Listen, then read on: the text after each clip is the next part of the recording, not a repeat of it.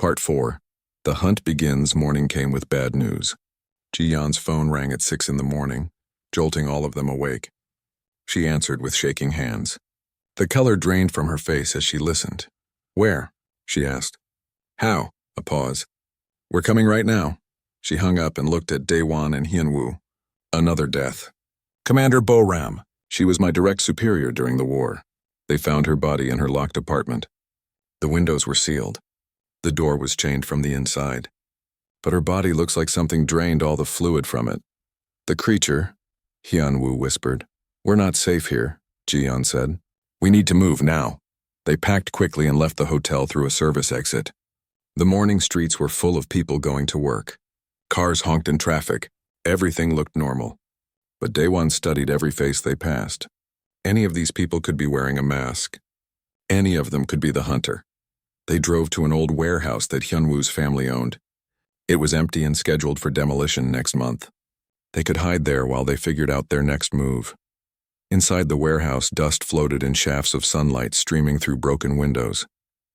Old equipment sat covered in sheets like ghosts. Ji-Yeon set up her laptop on a workbench and continued her research. "I've been looking at major disasters since 2089, she said. "The first contact war is obvious. But there are others. Smaller conflicts that don't make sense. A border dispute in 2095 that killed 10,000 people started because both sides claimed the other attacked first. No evidence was ever found. A massive riot in 2103 that began when a popular politician gave a speech calling for violence. The politician claimed he never said those things, but video evidence showed he did. The creature could have been impersonating people during all of these events," Daewon said. "Exactly. And it gets worse. I found patterns in government data. Key political figures who suddenly changed positions on major issues. Peace advocates who became warmongers overnight. Allies who turned into enemies for no clear reason." "How many?" Hyunwoo asked. "Dozens. Maybe hundreds. This thing has been manipulating humanity for a century, starting small fires, watching us burn ourselves." Daewon felt sick. "We have to go back to the ship. Find that weapon. It's the only chance we have." "We should split up," Hyunwoo said suddenly. "If we stay together, the creature can track us easily. If we separate, at least some of us might survive." "No," Ji-Yeon said firmly. "That's exactly what it wants. To isolate us. Pick us off one by one." "She's right," Daewon agreed. "We stay together." But doubt had already taken root in his mind. How could they trust each other? The creature could replace any of them at any time. It could kill Hyunwoo and take his place, and they would never know until it was too late. He watched his friend carefully, looking for small signs, wrong movements, strange behaviors. But Hyunwoo just looked tired and scared. Human. Real. Or was that exactly what the creature wanted him to think? They decided to return to the hangar during daylight.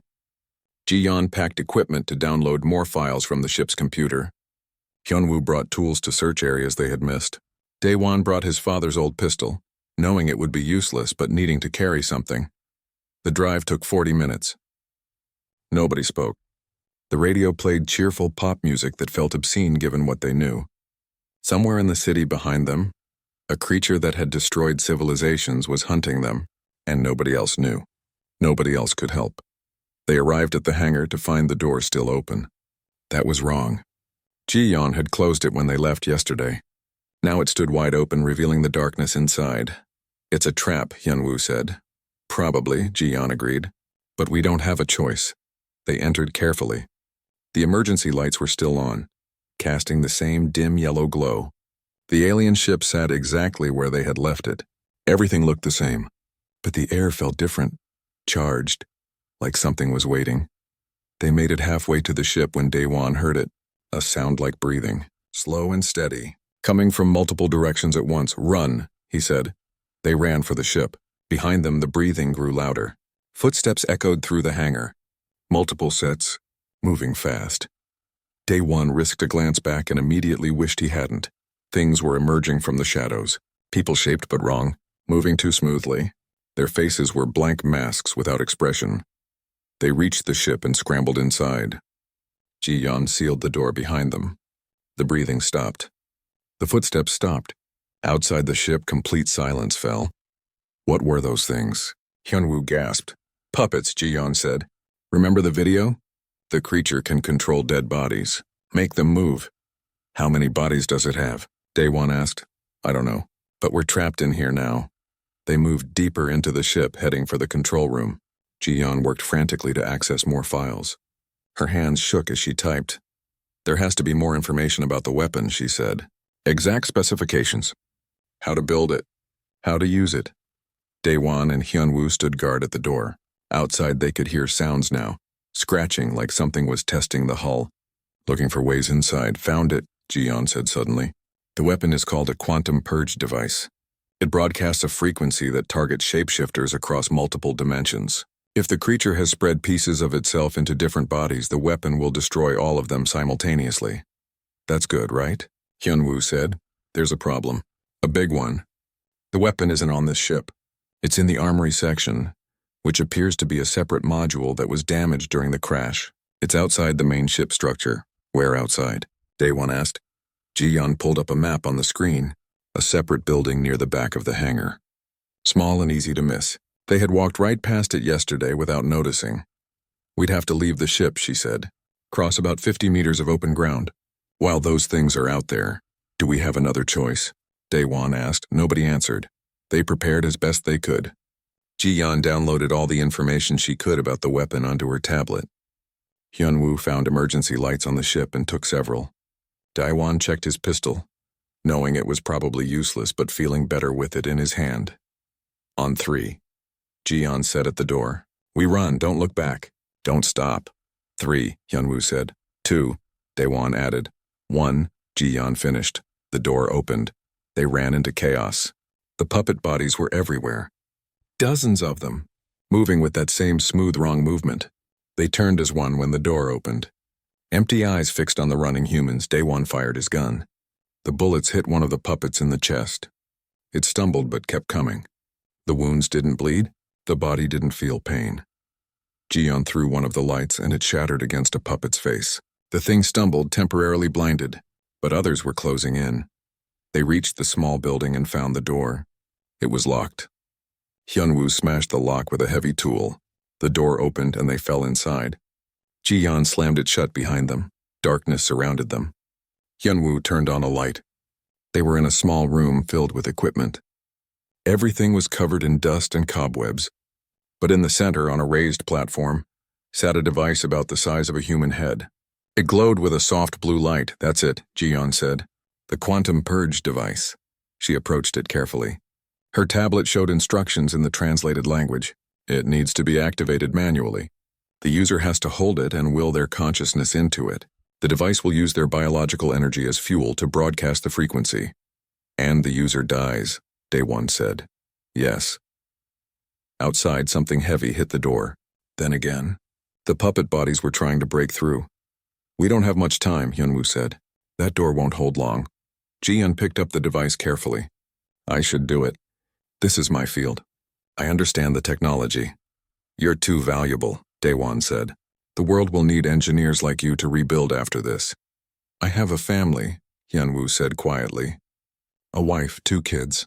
They need me. The 3 of them looked at each other. The door shuddered under another impact. Wood began to crack. Then they heard a voice from the shadows, an old voice, familiar. There's no need to argue about who dies. They spun around. Young-Ja stepped out of the darkness at the back of the room. The old pilot. She smiled at them, but the smile was all wrong. It was too wide, too knowing. Because all of you are going to die here, she said in a voice that suddenly wasn't hers anymore. It was many voices speaking at once. Young and old, male and female, human and alien. Young-Ja's body twisted. Her form stretched and changed. The mask fell away, revealing the thing underneath. The creature from the video, all shadows and wrong angles and too many limbs. I've been inside her for 3 years, the creature said with Young-Ja's mouth. Waiting, watching. When you called about the Admiral, I knew you were getting close. So I let you come, let you find me, because you're going to help me understand something. What? Ji-yeon asked, backing away. How to destroy that weapon. The Veilrim never told me before they died, but you will. You'll show me exactly how it works, and then I'll make sure nothing like it ever threatens me again. The door behind them exploded inward. Puppet bodies flooded into the room, and the creature wearing Young-Ja's face laughed with 1,000 voices as the darkness closed in. Part 5. Humanity's Defiance. Day 1 grabbed the quantum purge device from the platform. The moment his hands touched it, the device grew warm. It responded to him. It was ready. "Don't touch that," the creature hissed through Young Jaw's mouth. The puppet bodies surged forward, but Ji-Yan was faster. She threw a flashbang grenade she had taken from the ship. The explosion filled the small room with blinding light and deafening sound. The puppet stumbled. The creature wearing Young Jaw screamed, "Run!" Ji-Yan shouted. They crashed through the mass of puppet bodies. Daewon held the device close to his chest. It was pulsing now, growing warmer. He could feel it connecting to him. Reading his biology, learning how to use him as fuel, they made it outside the small building. Behind them, the creature was already recovering. It dropped the pretense of being Young Jaw. The old woman's body collapsed like an empty suit. What rose from it was the true form, the shadow thing with too many limbs and eyes that weren't quite eyes. "You cannot escape," it said. "I have bodies everywhere, all across this city, this country, this world. I am in your governments, your military, your families. You find me in one place and I appear in 1,000 others. Then we'll destroy all of you," Daewon said. The creature laughed. "You understand nothing. I am older than your species. I have destroyed civilizations that built wonders you cannot imagine. The Veil Rim were a galaxy-spanning empire. They had technology that bent reality, and I ate them. I wore their faces as I burned their worlds. What makes you think 3 frightened humans with an old weapon can stop me?" Ji-Yan was typing frantically on her tablet. "The weapon needs time to charge. We have to keep it talking." Hyunwoo understood immediately. "Why did you start the First Contact War?" He shouted at the creature. "Why kill billions of people?" The creature tilted its head. Multiple heads. It was hard to look at directly. Because chaos is food. Fear is food. When humans kill each other, when you turn on your own kind, you produce such beautiful suffering. I have been feeding on you for 100 years. Growing stronger. Building my network of puppets and controlled bodies. Soon I will have enough influence to start a real war. One that will destroy your entire species. "We'll stop you," Daewon said. The device in his hands was vibrating now. Hot enough to hurt, but he held on. "No," the creature said. "You'll die. And I'll take the weapon, study it, learn from it. The Veil Rim made a mistake when they tried to imprison me. They should have killed me when they had the chance. But they were too compassionate. Too moral. They wanted to believe even monsters could be contained." It moved closer. Fast. Impossibly fast. "Humans are different," it continued. "Humans are cruel, violent, selfish. You make such excellent hosts. So easy to manipulate. So quick to turn on each other. You're wrong," Daewon said quietly. The creature stopped. "What? You're wrong about us." "Yes, we're violent. Yes, we fight. But we also love. We sacrifice. We protect each other. You've been here 100 years, but you never understood that part." "Touching," the creature mocked. "But love won't save you." "No," Ji-Yan said, looking up from her tablet. "But spite will." She pressed a button. The device in Daewon's hands exploded with blue light. He screamed as energy flooded through his body. It wasn't painful. Not exactly. It felt like burning and freezing at the same time. Like every cell in his body was being torn apart and rebuilt. The creature shrieked. The sound hurt to hear. It tried to retreat, but the energy was already spreading. Blue light cascaded from Daewon like waves. Where it touched the puppet bodies, they collapsed. Where it touched the creature itself, its form began to break apart. "No," it screamed. "This isn't possible. The weapon needs time to charge. It needs preparation." "It does," Ji-Yan said calmly. "But we cheated. The ship's power core is still active. I linked the device to it remotely. It's been charging since we entered the hangar. We just needed you close enough." The creature lunged at them. Its true form was massive now, desperate. All pretense of civilization gone. It was pure hunger and hate given shape. But Hyunwoo stepped forward with the heavy tool he had used to break the door. He swung it with all his strength. The tool passed through the creature's form like hitting smoke. But it disrupted the shape, scattered the shadow for just a moment. That was enough. Daewon focused everything he had into the device. He thought about his sister, his friend, the billions of people on Earth who didn't know they were being manipulated, the civilizations the creature had destroyed, the Veil Rim who had died trying to contain this thing, and he thought about spite. about human stubbornness, about the fact that he had paid 60 cents for a hangar and found a way to save the world. The device understood. It accepted his sacrifice. The blue light expanded like a supernova. It filled the hangar, broke through the walls, spread across the city, across the country, across the entire planet. It moved through dimensions humans didn't have names for. It found every piece of the creature, every cell it had spread, every puppet it controlled, every stolen face it wore, and it killed all of them. Daewon felt the creature die, felt its ancient consciousness shatter into nothing, felt centuries of accumulated evil burn away in blue fire. The creature tried to escape, tried to split itself, tried to hide in the smallest pieces, but the weapon was thorough. It was designed by a species that understood shapeshifters better than anything else in the galaxy. The light faded. Daewon collapsed. He couldn't feel his body anymore. Couldn't see. Could barely hear Ji-Yeon screaming his name. "I'm sorry," he whispered. The weapon needed fuel. Needed everything I had.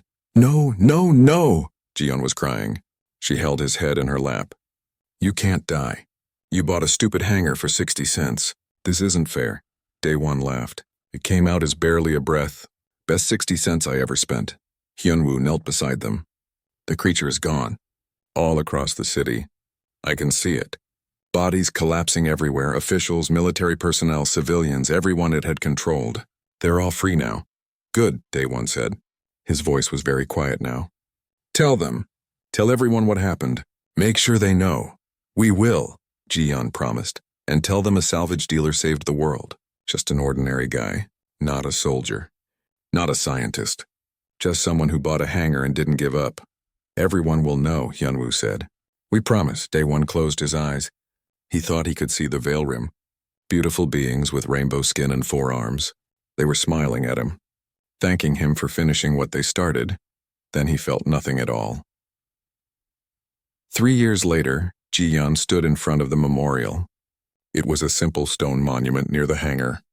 The government had wanted to build something elaborate, a statue, a museum, but she had insisted on simplicity. That's what her brother would have wanted. The inscription was short. Daewon, salvage dealer, hero. He paid 60 cents for a hangar and saved the world. People came from all over the country to leave offerings. Flowers, coins, notes of thanks. Every day, Ji-Yeon found at least a dozen new items placed at the base of the memorial. The world had changed after the creature's death. The truth had come out slowly. Video evidence, testimonials from freed puppets, military records showing the pattern of manipulation over 100 years. At first, people didn't believe. But the evidence was overwhelming. The Krathan Empire had reached out when they learned the truth. The First Contact War hadn't been their fault any more than it was humanity's. Both species had been manipulated by something ancient and evil. Now they were working together, building something new, something better. Ji-Yeon ran the Velrim Research Institute now. They had found 12 other sealed hangars around the world. Each one contained pieces of technology from the long-dead civilization. Each one brought humanity closer to understanding the larger galaxy. But her favorite discovery was a message she found in the original ship's computer. A final log from the Velrim who had tried to contain the creature. To whoever finds this vessel, we failed in our mission. Subject Apex 9 has escaped. It will spread its poison to your world. We are sorry. We tried to contain evil, but some evil cannot be contained. It must be destroyed. If you are reading this, you have likely faced this creature. You have likely lost people you love. We hope you were stronger than we were. We hope you found the courage to do what we could not. End it, whatever the cost. Some sacrifices must be made to protect the innocent. We honor your courage. We honor your sacrifice. And we hope your species survives. The galaxy needs more light. More hope. Be that light. Be that hope. You have earned it. Hyunwoo arrived with his family. His wife brought fresh flowers. His children, both teenagers now, placed coins at the base of the memorial. Always 60 cents. Never more. Never less. I still can't believe it sometimes, Hyunwoo said, that we found all this because Daewon made a joke bid at an auction. It wasn't a joke, Ji-Yeon said softly. He knew. Somehow he knew that hangar was important, that it was his to find. Do you think he knew he would die? I think he knew someone would have to. And he made sure it was him, because that's who he was. They stood in silence for a moment. The wind blew across the old military complex. In the distance, human and Krathan ships flew together in training exercises. Two species learning to trust again, learning to build together instead of destroy. Part 3, The Terrifying Truth. They left the hangar immediately. Ji-yeon drove while Daewon sat in the passenger seat, and Hyun-woo watched through the back window for anyone following them. The city lights of Busan glowed in the distance, looking warm and safe. But Daewon knew that safety was an illusion now. Somewhere in those lights, something ancient and hungry was watching them. "Where are we going?" Hyun-woo asked. "Somewhere public," Ji-yeon said. "Somewhere with cameras and witnesses. If this thing can impersonate people, it will be harder for it to attack us in a crowd." They stopped at a busy restaurant in the downtown district. The noise of conversation and clattering dishes felt wrong after the silence of the alien ship. Ji-yeon ordered food none of them wanted while Daewon tried to make sense of everything they had learned. "The general is dead," he said quietly. "That means the creature knows we found the ship. It knows we're looking for it. Unless it was already watching the hangar," Hyun-woo said. "Maybe it has been monitoring that ship for years, waiting to see if anyone would find it." "Then why not just destroy the ship?" Ji-yeon asked. "Maybe it can't," Daewon said. "Maybe the Velrim built it too strong. Or maybe the creature wants to keep it as a trophy. Proof of its victory." Ji-yeon pulled out her tablet and started searching through old military records. Her security clearance had been revoked after her discharge, but she still had friends who owed her favors. Files appeared on her screen. Classified reports from the First Contact War. "I'm looking for the beginning," she said. "The moment it all started. If the creature caused the war, there has to be evidence." She found the report after 20 minutes of searching. The official record of the first attack. On October 15, 2089, Admiral Taesung had ordered the destruction of a Krathan diplomatic vessel approaching Earth. The admiral claimed he had intelligence that the Krathan were planning a surprise attack. He said he acted to save humanity. The Krathan had responded with overwhelming force. Both sides had escalated. Within 6 months, billions were dead. "I need to find people who knew the admiral," Ji-yeon said. "Someone who met him before the attack." "The admiral is dead," Hyun-woo said. "He died in the war. But other people from that time are still alive. Military personnel, government officials. Someone must remember him." Ji-yeon made calls while they ate. Most people refused to talk. The war was old pain that nobody wanted to remember. But finally she found someone willing to meet them. An old woman named Youngja, who had been a pilot during the First Contact War. She lived alone in a small apartment on the edge of the city. They arrived at her building after dark. The elevator was broken, so they climbed 7 flights of stairs. Youngja answered the door after the 3rd knock. She was thin and very old, with white hair and hands that shook slightly, but her eyes were sharp and clear. "You're Ji-yeon?" she asked. "The one who called about Admiral Taesung?" "Yes, ma'am." "Come in, quickly. I don't like standing in doorways." Her apartment was small but clean. Pictures covered the walls, young pilots from decades ago, smiling in front of spacecraft that no longer existed. Youngja moved slowly to her chair and sat with a sigh. "I knew Taesung," she said. "We served together for 15 years before the war. He was a good man, smart, careful, not the type to start a war without solid proof." "But he did start the war," Daewon said gently. "He did," Youngja agreed, "and I never understood why. I saw him the week before the attack. Something was different. His voice was the same. His face was the same. But the way he moved, the way he looked at people, it was wrong." "Wrong how?" Ji-yeon asked. "Like he was wearing a mask. Like he was pretending to be human." Youngja's hands gripped her chair tightly. "I reported it to my commander. I said the admiral was acting strange. Nobody listened. They said I was stressed, that I was imagining things. Then the attack happened," Hyun-woo said. "Then the attack happened," Youngja repeated. "And I watched the video of the admiral giving the order. Everyone else saw a military commander making a hard choice. But I saw something else. I saw the way his shadow moved wrong. The way his eyes didn't blink for 3 full minutes. Small things. Impossible things." Ji-yeon showed her the hologram of the creature from the ship. "Could this be what you saw?" Youngja stared at the image. Her face went very pale.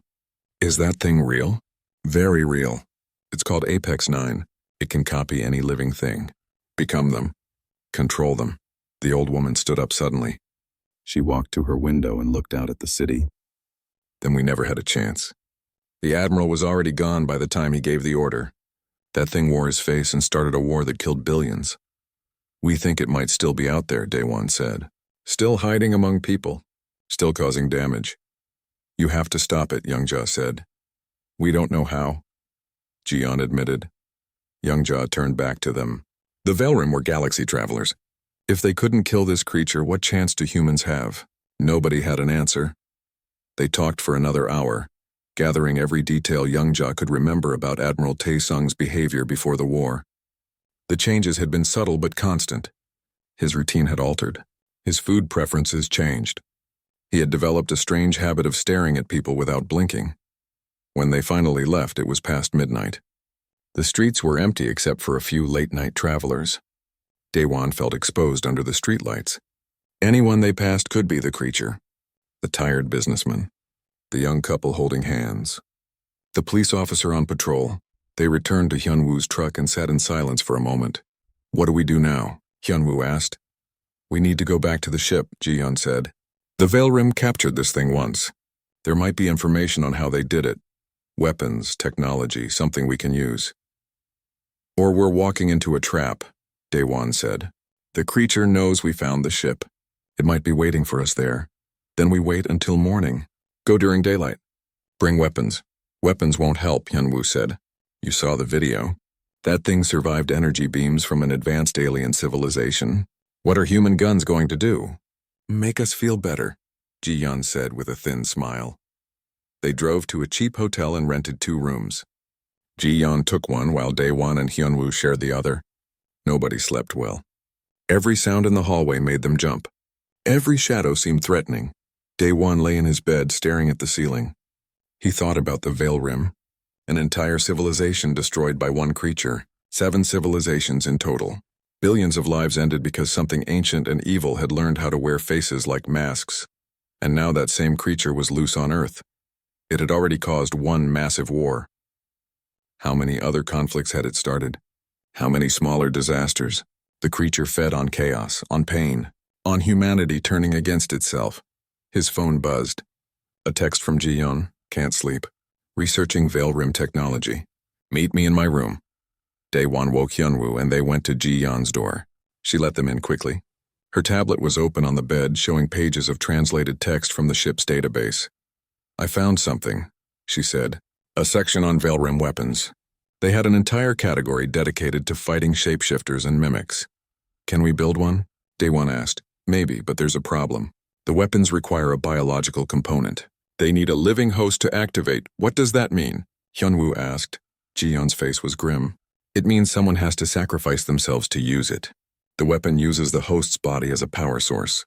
It broadcasts a frequency that destroys the mimic's ability to hold its form. But the process kills the host. So we'd have to die to stop it, Daewon said. One of us would, yes. They sat in heavy silence. Outside, the city continued its endless movement, unaware of the monster that lived among them. Hyunwoo stood and walked to the window. First, we need to confirm the creature is still active. Maybe it died years ago. Maybe we're worrying about nothing. The general died today, Jiyeon said. That's not nothing. But we don't know the creature killed him. It could have been natural causes. Then we investigate, Daewon said. We look at the patterns, wars, disasters, political chaos. If this thing has been active for 100 years, there will be evidence. Jiyeon nodded. I'll start pulling records. Anything unusual since 2089. We'll find the pattern. But even as she spoke, Daewon felt a cold certainty settling in his chest. They would find the pattern. The evidence would be there. And when they did, they would have to make an impossible choice. One of them would have to die to save everyone else. He looked at his sister and his friend, and he wondered which of them would make that sacrifice. What he didn't know was that the creature was already closer than they feared. It had been listening to their conversation through the walls. It wore the face of the hotel manager, standing in the hallway with a smile that didn't quite reach its stolen eyes. The hunt was about to begin. Part 2. The ship's secret Daewon's sister arrived 3 hours later. Jiyeon stepped out of her car wearing the same suspicious expression she always had when he called her. She was younger than him by 2 years, but looked older. The war had done that to people. She had been a military engineer before her discharge, and her eyes still moved like a soldier's, checking corners and exits. "You said you found something important," she said. "This better not be another one of your junk piles." Daewon just pointed at the hangar door. Ji-Yeon stopped walking when she saw the ship. Her face went pale. "That's alien." "We know," Hyunwoo said from where he sat on an old crate. "We were hoping you could tell us more." She approached slowly, circling the vessel like it might attack. Her hand traced the air near the hull but never quite touched it. "The design is nothing like Krathan technology. This is much older, much more advanced. Can you get inside?" Daewon asked. Ji-Yeon found a seam in the hull after 20 minutes of searching. She pressed her palm against it and a panel slid open with a soft hiss. Stale air rushed out, smelling like metal and something else. Something wrong. Inside, the ship was dark except for strips of faint blue light along the floor. The corridor was narrow and curved in strange directions. Everything felt slightly wrong, like the geometry didn't quite match human expectations. The walls were smooth but not flat. The ceiling was too high in some places and too low in others. "Stay close," Ji-Yeon said. She pulled a flashlight from her bag. They found the first door after walking for 5 minutes. It opened when Ji-Yeon touched it. Beyond was a large room filled with empty cells. Each one was built into the wall with thick, transparent barriers. Control panels sat dark and dead next to each cell. "It's a prison ship," Ji-Yeon said quietly. Daewon counted the cells. 12 total. All of them empty. But the transparent barriers on several cells were shattered from the inside. Long cracks ran through the material. Something had broken out. Hyunwoo pointed at the walls. More claw marks, he was right. Deep gouges covered the metal walls around the broken cells. Whatever had been kept here was strong. Very strong. And it had not wanted to stay locked up. They found the control room near the center of the ship. Dust covered everything. The main screen was cracked but still flickering with dim light. Ji-Yeon sat at the console and started working. Her fingers moved across controls that were designed for different hands. "The power core is still active," she said. "Barely. It's running on emergency reserves that should have died decades ago. This technology is incredible. Can you access the logs?" Daewon asked. "Maybe. The system is badly damaged." Ji-Yeon worked in silence for several minutes. The screen flickered, showing text in a language none of them recognized. Strange symbols scrolled past. Then the ship's computer made a sound like grinding metal, and the symbols changed to Korean. "It's translating," Ji-Yeon whispered. "The AI is still partially functional." Text appeared on the screen. A log entry. Ji-Yeon read it aloud. "Vale Rim Prison Transport 7. Mission log, day 341. We are transporting subject Apex 9 to the containment world. The subject remains in stasis. Security is holding. The crew is on edge. Everyone knows what this thing did to the Talvek civilization. 7 billion dead in less than a year. The captain says we're doing the galaxy a service.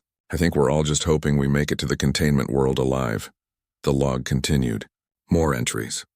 Routine reports. Nothing unusual. Then the entries became worried, concerned, afraid. Day 358. Something is wrong. The containment field for subject Apex 9 is showing fluctuations. The technicians can't explain it. The captain has ordered everyone to stay away from the holding bay. Day 360. The fluctuations are getting worse. Apex 9 is still in stasis, but the readings don't make sense. It's as if the subject is testing the barriers without moving. Day 362. Emergency. Containment breach in progress. Apex 9 has escaped stasis. Repeat, subject Apex 9 is loose on the ship. All hands to defensive positions. If anyone finds this log, you must understand what you're dealing with. Apex 9 is a shapeshifter, a mimic. It can become anything it consumes. Do not trust your crew. Do not trust your friends. It hunts by...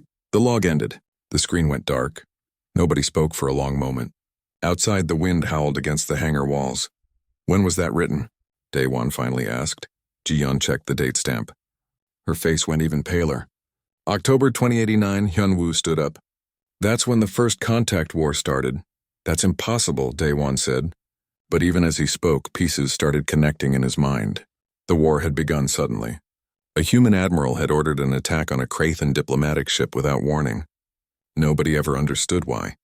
The admiral had claimed the Krathan were about to attack first, but there was no evidence. The war had killed billions of people on both sides before exhausted fleets finally agreed to stop fighting.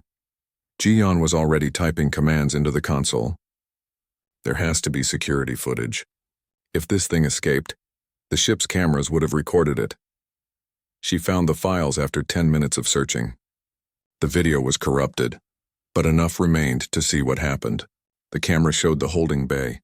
Subject Apex 9 cell in the center. The transparent barrier was intact.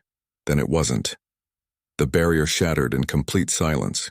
What came out of the cell moved too fast for the camera to properly capture. It was large and dark and wrong. Too many limbs. Too many joints bending in directions that shouldn't exist. It moved across the ceiling like liquid shadow. The crew tried to fight.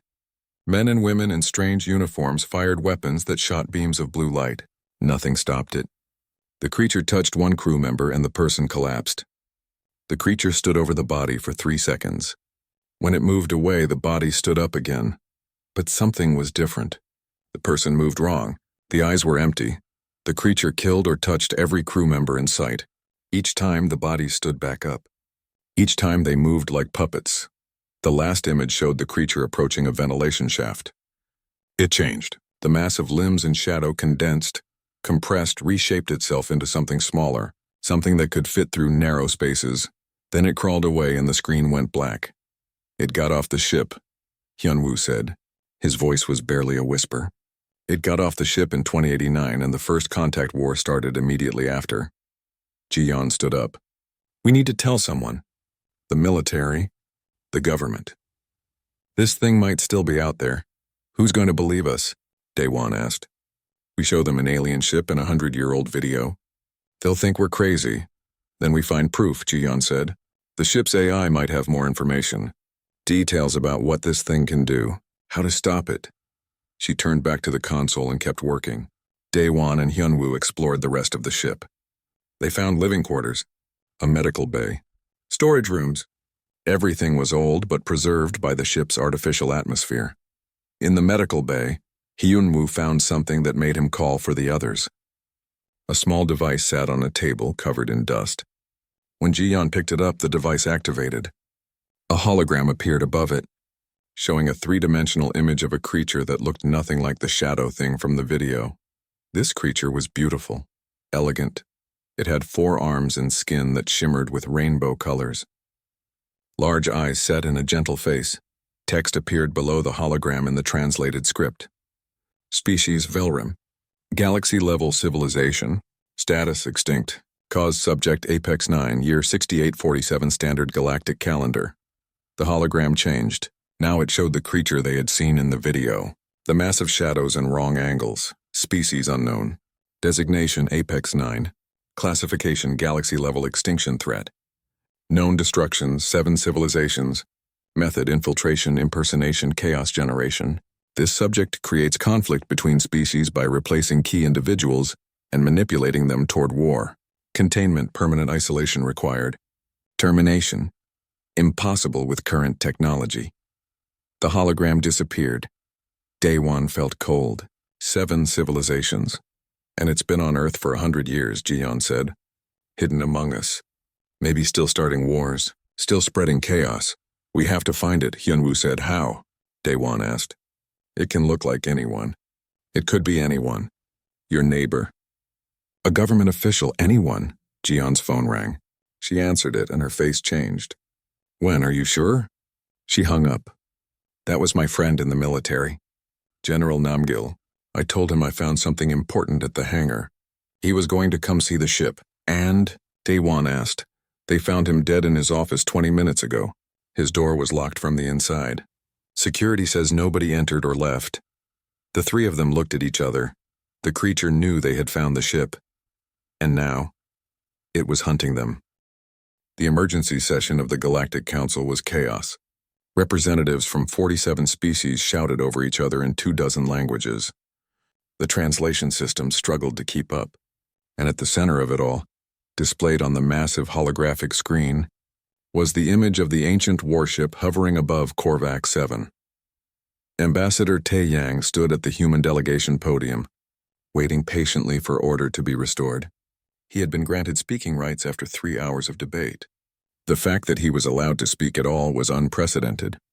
Humans had never been given voice in the council chambers before.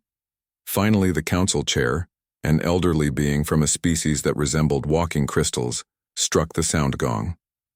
Silence gradually fell. The human delegation may now present its evidence, the chair announced. Taeyang activated his presentation. The data that Daeho had discovered filled the chamber. Genetic analysis, archaeological evidence, the Keeper's historical records, all of it pointing to the same impossible truth. 50,000 years ago, Taeyang began, his voice calm and measured, humanity ruled this galaxy, not as conquerors, not as tyrants, but as seeders of life. The first humans spread genetic material across thousands of worlds, guiding evolution, nurturing the development of intelligence. Every species in this chamber carries human DNA. We are all, in a very real sense, family. The chamber erupted again. Some delegates shouted in disbelief, others in anger. A few, Taeyang noticed, said nothing at all. They had suspected this truth already. "You ask us to believe that we are descended from humans?" demanded the Korthan representative, his tentacles writhing with agitation. "That our proud civilization, millions of years old, is nothing but a human creation?" "Not creation," Taeyang corrected. "Inspiration. The first humans provided the genetic foundation. But you built your civilizations yourselves. You developed your cultures. You achieved your greatness through your own efforts. The fact that you share genetic ancestry with humans does not diminish your accomplishments. It contextualizes them." Dr. Haye Jin, one of Earth's leading historians, stepped forward. She had arrived from Earth just hours ago, traveling on the fastest ship available. Now she displayed additional evidence on the screens. "We have found 37 additional sites across explored space," she said. "Facilities similar to the one on Korvax 7. All of them protected by genetic locks that only respond to human DNA. All of them containing technology far beyond anything the current galactic community possesses. All of them waiting for humans to reclaim them." "And what do you intend to do with these weapons?" asked the Vrex delegate, his scales flushing red with suspicion. "Conquer us? Force us to bow to human superiority?" "No," said a new voice. Daeho had joined the transmission from the bridge of the ancient ship. His image appeared beside Taeyang's larger-than-life. "We intend to save you." The Keeper appeared next to Daeho, her holographic form visible to everyone in the council chamber. She had agreed to testify, to provide her account of ancient history. "I am the Keeper," she said, "guardian of the inheritance, witness to the fall of the first humans, and bearer of a warning. The silence is returning. I have detected breaches in the seal at the galaxy's edge. Within 5 years, maybe less, it will break through, and when it does, every species in this galaxy will be consumed unless you are prepared." She displayed images from the ancient war. The council members watched in horror as civilizations far more advanced than their own were devoured by the darkness. "The first humans died to seal this threat away," the Keeper continued. "They gave everything to buy you time. Time to grow, time to develop, time to become strong enough to face what they could not defeat. That time is ending. The question now is whether you will face this threat united or die divided." Councillor Brix, who had been silent until now, finally stood. The avian politician had spent the last 3 days reviewing all the evidence. Unlike some of his colleagues, he had the wisdom to accept truth over comfortable lies. "Let us assume this is real," he said. "Let us assume the silence is returning. What exactly do you propose, humans?" Daeho took a breath before answering. This was the moment everything hinged on. Full membership in the Galactic Council for Humanity, equal voting rights, equal access to resources and trade. And in exchange, we share the technology from the inheritance sites. We train your militaries in the weapons our ancestors created. We prepare the galaxy for war. And if we refuse, someone shouted, "Then we prepare alone," Daeho said simply. "And when the silence comes, we will defend humanity's worlds. The rest of you will be on your own." The threat hung in the air. It was not said with anger or spite. Just cold fact. The humans had the power to protect themselves. The question was whether they would extend that protection to others. Ambassador Taeyang spoke again, his voice gentler now. "We do not want to be your enemies. We never did. All we wanted was to be treated as equals, to be given a chance to prove our worth. You denied us that chance. You mocked us. You dismissed us. But we bear no grudge. We understand fear when we see it, and we are offering you a path forward, together. The council chair called for a recess. The representatives needed time to consult with their governments. Taeyang knew the real discussions were happening in private channels, in secret meetings, in the shadowy places where true power resided. 3 days later, the vote was called. 47 species casting their judgment on humanity's place in the galaxy. The count was not unanimous. Some species voted against, unwilling to accept the truth even with all the evidence, but the majority voted in favor. Humanity was granted full council membership. On Korvax 7, Dae-ho stood on the bridge of the ancient ship and felt the weight of what he had accomplished. Jiwoo stood beside him, her hand in his. They had changed the galaxy together. The keeper says the ship has a name, Jiwoo said softly. In the ancient language, it translates to something like the inheritor, the one who receives what was left behind. The inheritor, Dae-ho repeated. I like that. Hyun-soo had been granted permission to come aboard, along with several other humans who wanted to be part of the crew. Young-ho, Sora, even some researchers from the base who had secretly supported them. The ship was large enough to hold thousands, and humans were eager to explore their inheritance.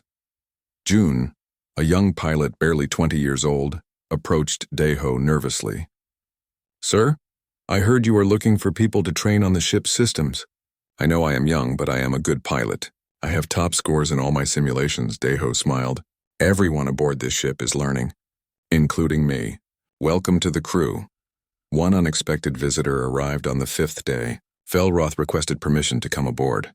Dae-ho granted it, curious what the alien researcher wanted. They met in one of the ship's observation decks. Felroth looked smaller somehow, his usual arrogance gone. I came to apologize, the insectoid said quietly. I was wrong. About humans. About you. About everything. You were afraid, Dae-ho said. Fear makes people cruel. That is no excuse. Belroth's mandibles clicked softly, a sign of shame in his species. I have spent my entire life studying the past. I thought I knew everything, and then you showed me how little I actually understood. It was humbling. The past is past, Dae-ho said. What matters is what we do now. The silence is coming. We need to prepare, and I would rather have you as an ally than an enemy. Your expertise in archaeology could help us unlock more of the ancient sites. Velroth looked up in surprise. You would trust me? After what I did? Trust is earned, Dae-ho agreed. But everyone deserves a chance to earn it. Even you, they did not become friends that day. But they became something almost as important. They became colleagues.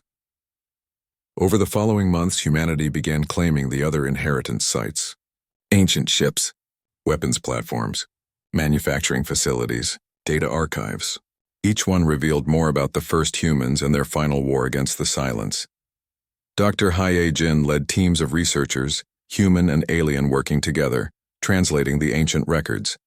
Jiwoo became the chief expert in the precursor language, training others to read the symbols that covered every inheritance site. And Dae-ho remained on the bridge of the inheritor, learning to use the ship's full capabilities. The keeper taught him patience and wisdom, showing him not just how to fight, but when to fight and when to show mercy. The galaxy was changing. Old prejudices died slowly, but they were dying. Humans were no longer mocked. They were respected. Some species, like Velroth's people, became genuine allies. Others remained suspicious, but at least treated humans as equals now. But beneath all the political changes, beneath all the celebration of humanity's returned status, there was an undercurrent of fear. Because the Keeper's sensors continued to detect disturbances at the galaxy's edge. The Silence was testing the seal, probing for weaknesses. 5 years, the Keeper had said. Maybe less. On the anniversary of the discovery, Dae-ho stood on the bridge and looked at the stars. The crew had grown to over 2,000 people now, humans and aliens working side by side. Other ancient ships had been activated, crewed by humans ready to defend their inheritance. What are you thinking? Jiwoo asked, joining him at the viewport. That we succeeded, Dae-ho said. We proved that humans belong among the stars. We reclaimed our legacy. We changed the galaxy. He paused.